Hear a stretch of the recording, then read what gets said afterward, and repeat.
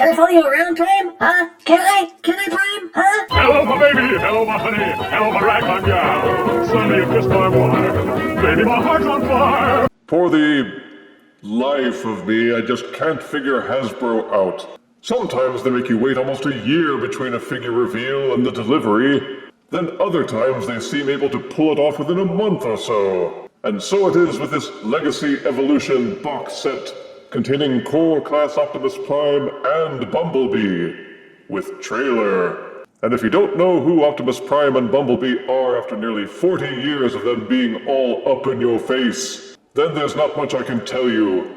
Heroic Autobot leader, Pipsqueak Autobot scout.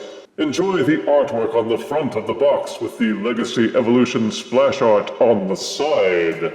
Soak in the photos of both figures in both modes on the back. Then look at these stripes on the other side panel. Now let's core this box and review these cores. Out of the darkness, Core Optimus Prime and Core Bumblebee come with their instruction booklet, a core-sized riot shield accessory, 2 guns for Core Optimus Prime, his normal ion blaster, and a smaller gun.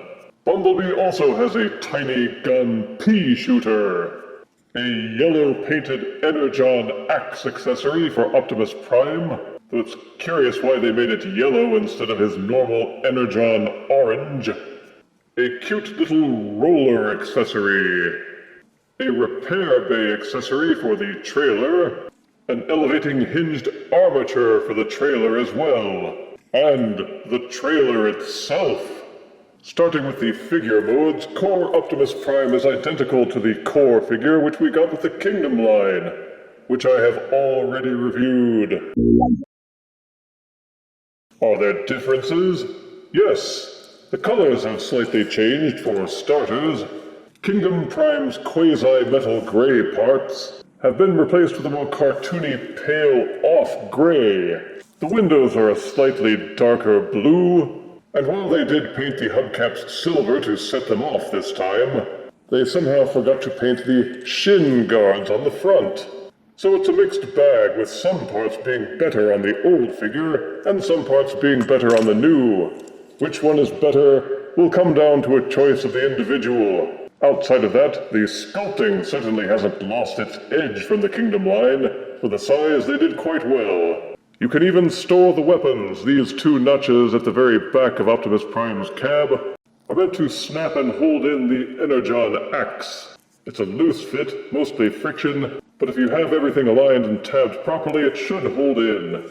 Like with the Kingdom line, the ion blaster will plug into a small port at the back of the truck. But unfortunately, there's no way to store the minigun. They'll plug in nicely so Core Optimus can lug them around, and of course you can swap any of the weapons into a compatible mini-port, depending on how you want to display him. The smokestacks can actually be fitted with fire blast accessories, so Prime can pollute with extreme prejudice. They can also be plugged onto the front of the ion blaster. They can be fit over the ends of the smaller gun, but it's a friction fit only, and Bumblebee's gun won't fit them at all. The tires will roll, but there's not much mass to overcome the pin friction, so most of the time, Core Optimus Prime will just slide on smooth surfaces. As for Bumblebee, this is a new mold, or at least I haven't seen a Bumblebee figure like this one before. It's not a VW Beetle, to be sure. It's more of a cruiser sedan. But you know it's Bumblebee because it's yellow. The only parts that aren't yellow are up front with the headlights and the bumper, and for some reason the tires are a dull gray. The windshields are sky blue, and he's got his Autobot symbol up top, so you know what team he's on. And there's a lot of sculpting, so he's got a rougher look to him. The front tires are pinned on, but the back tires are clipped. He actually rolls a little bit better than Core Optimus Prime does.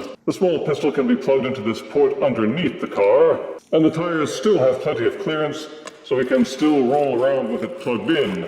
As core sizes go, there's nothing hugely remarkable about Bumblebee, but there's nothing really wrong with it either.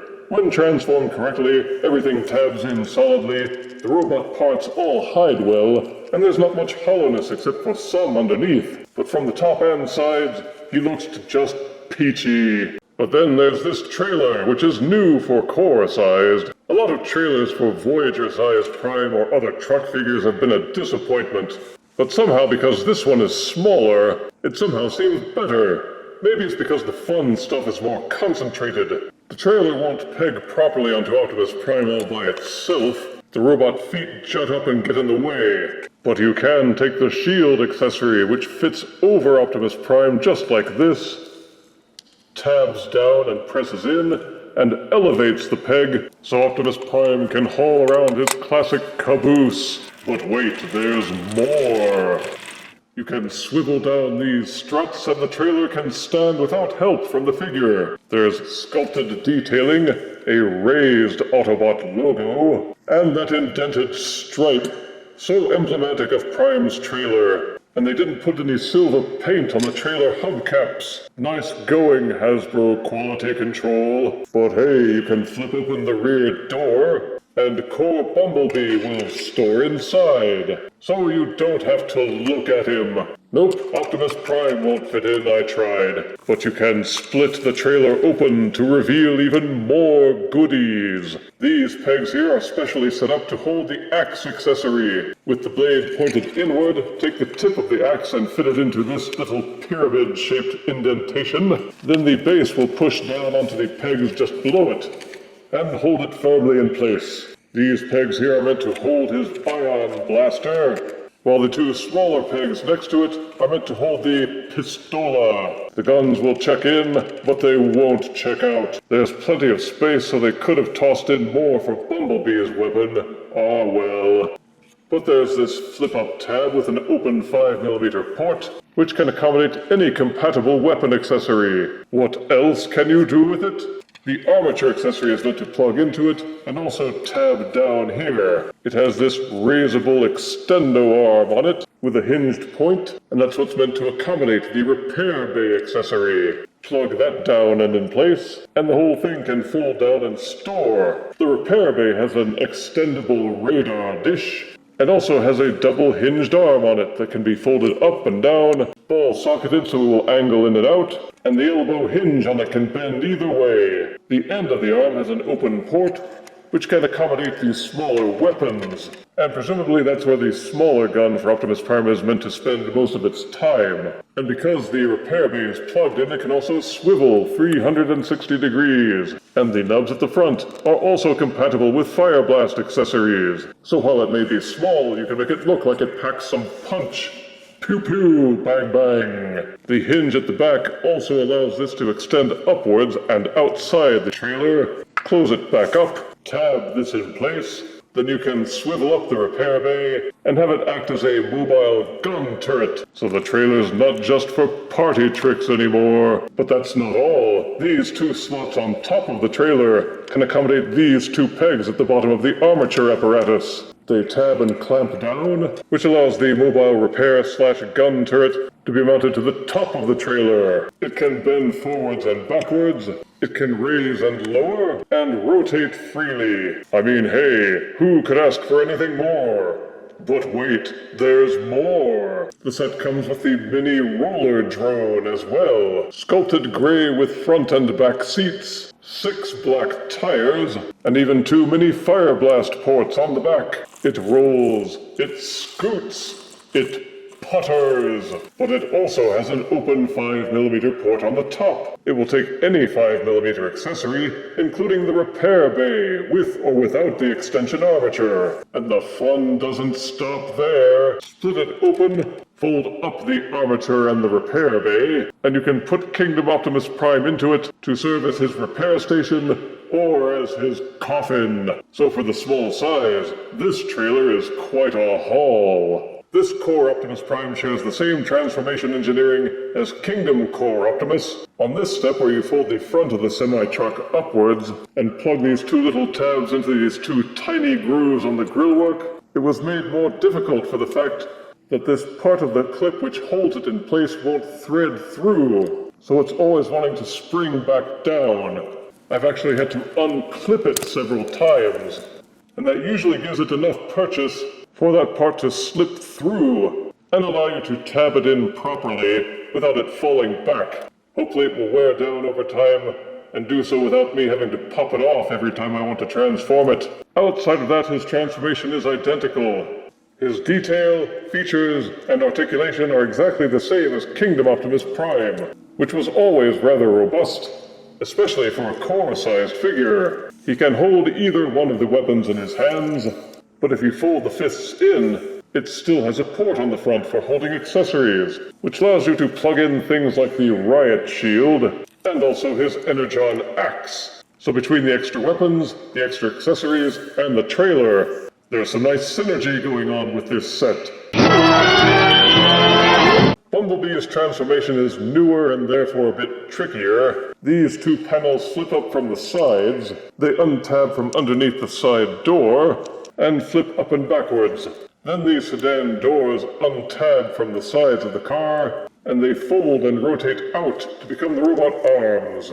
You are supposed to rotate the arms backwards, flip the car around, then untab the front windshield from the front hood, fold the legs backwards, and then with the car topside again, take this tab here and plug it into this groove on his waist.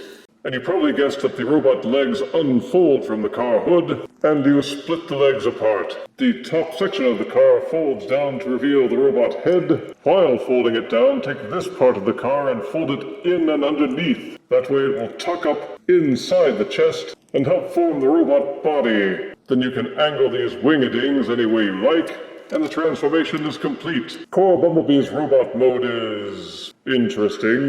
It feels lighter and flimsier as a bot. Maybe because all of the thin panels which comprise the car are folded out. More of the gray plastic is exposed, and he's topped off with Generation 1 Bumblebee's devil-horned head. At least they gave him some nice pearly silver for his face and some blue eyes, but there's no more paint detail than with the alt mode. The arms have a kind of telescoping thing going on here that looks like the arms of Spike's exosuit, but there's still some okay detailing, though there's some hollowness behind the shins, and the car wheel covers don't make very convincing wing-a-dings. There are two exposed mini-ports which are the hands, which can hold any of the weapon accessories in the set with compatible pegs, though he's supposed to pack his matching gray pea shooter. Beyond that, there are no hidden features. Beyond the articulation, the head will rotate side to side, though it's a tight fit, so I don't think it will go all the way, but the transformation hinge allows it to angle backwards and forwards a little. Each arm is ball-socketed for a full rotation, and it will splay out. Ditto for the thin-paneled elbows. There's no waist rotation, sadly, but the hips are ball-socketed, so the legs will kick forward this far,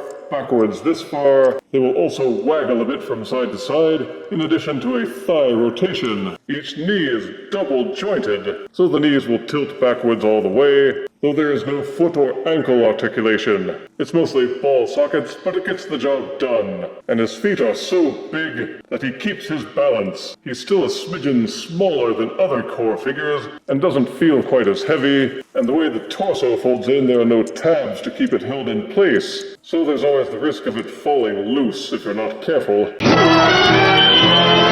For size comparison, here is Legacy Evolution Core Bumblebee and Optimus next to Target Exclusives Deluxe Origins Bumblebee. Here is Legacy Evolution Core Optimus and Bumblebee next to Generation 1 Reissue Optimus Prime. And here is Legacy Core Evolution Optimus Prime and Bumblebee next to this Apple Core. I had my doubts about this set when I first saw the reveals. Another Core Prime, a Core Bumblebee? Feh. And I thought the trailer for Earthrise Voyager Prime was a bit disappointing. So how could making it smaller change anything? But sometimes even death can be mistaken. Not very often, granted, but sometimes. Positives are that Core Prime was good in Kingdom, and he's just as good in this set. Core Bumblebee is new with a solid alt mode. Both figures are decently articulated for their size, and the trailer isn't a burden. It actually contributes. With extra weapons, extra accessories, mini vehicles, and it's full of play and display options. Negatives are that my Prime had trouble with the transformation, It's been fixed, but it's something other buyers may need to watch out for. If you already have Kingdom Core Prime, you may like his color scheme better and see no need to buy this set. Some may find the trailer to be a needless waste of shelf space. Bumblebee's robot mode isn't as robust as other core figures, and the instructions are oddly silent about Optimus Prime's smaller gun. But for the price and for the size, the fun of this set can't be denied. And I give the Legacy Evolution Core Optimus and Bumblebee set 8 out of 10 deaths. It's right in line with my core values. If you refuse me, honey, you lose me. Then you'll be left alone, oh baby. Tell them all and tell me I'm your own.